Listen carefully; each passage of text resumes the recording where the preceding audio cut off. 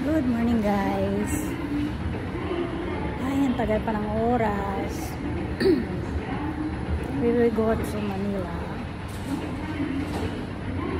Short vacation and celebration.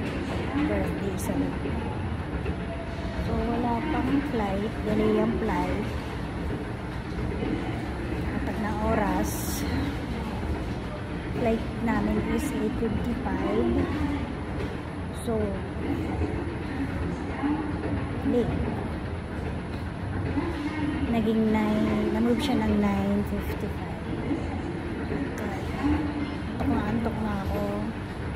So, ayan. Tapos lang ng breakfast. Then, lakad.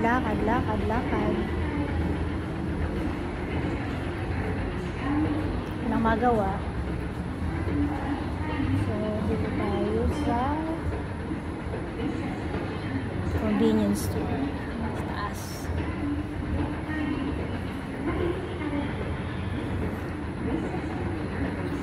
Tingnan mo, may bending machine siya na massage. Walang may oras. Ay, magbayad. Vending machine.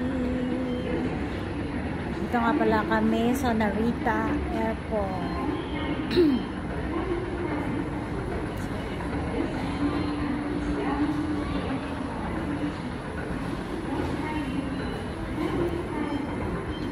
Update na lang ulit.